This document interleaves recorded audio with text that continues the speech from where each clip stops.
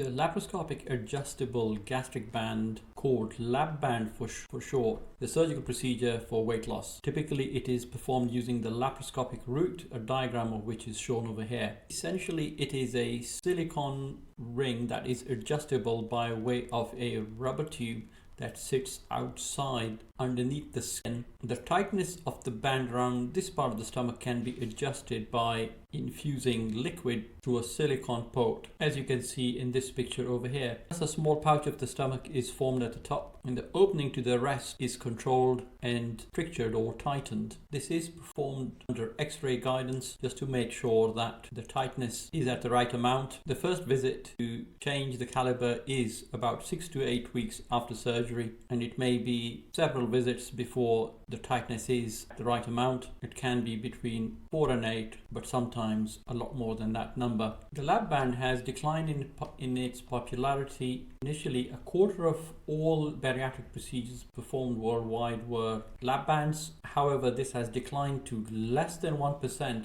more recently. Let's try and find out the causes for this. It is important to point out that the reason for declining popularity of the lap band is not a safety concern. It is the safest surgical procedure for bariatric surgery currently. That said, there is no surgery that is without any issues at all, and the common complications associated with the lap band are band slippage, where it may move up or down from its intended position. The gastric pouch may get bigger, thus causing weight gain. Band may erode into the stomach if it is too tight, causing a stricture to form, or rarely contents of the stomach may come out into the abdominal cavity, which is a dangerous condition leading to pancreatitis. There can be infection around the band itself or the port site that I showed you, which sits beneath the skin. The tube connecting the band to the port may become disconnected so that the band may not be adjustable anymore. The band may buckle and change its position over time. Patients may find that they are intolerant of the band at all, with severe symptoms. And finally, some patients may develop reflux, heartburn, and unable to tolerate food that sits in the stomach for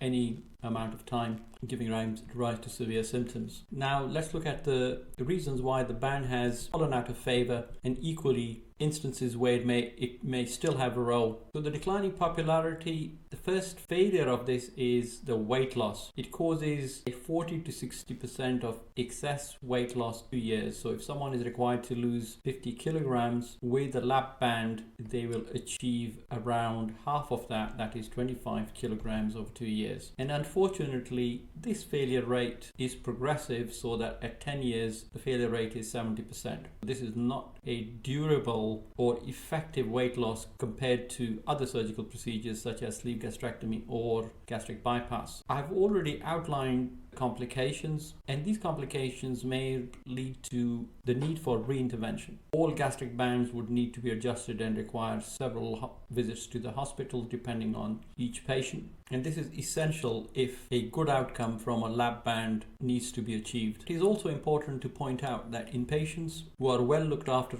and are motivated, a good number of them will derive a huge benefit from having the procedure done and achieving weight loss. Finally, 50% of those with a gastric band will require another surgical procedure, and that will either be due to the complication outlined above, such as erosion into the stomach, fracturing, or one of the others that I mentioned, and importantly also due to the weight gain and failure of the lap band to help in that regard in the long term. So where can we still deploy the lap band if its competitors are going to be better at causing weight loss in the long term and not requiring the kind of intervention rates that we see with lap bands? If weight loss is required for the short term, and where the patient prefer a removable or a reversible way of doing this, albeit requiring a second surgical procedure, then this is the technique to deploy. And typically adolescents may prefer this, or it may be preferable by the healthcare providers to target adolescents towards that. And finally, of course, it could be patient choice depending and comparing the various options that are put forward to them. And once they are fully informed, they may still choose the lap band because of its safety record. This completes this brief video on lap band. If you have any comments, please do share.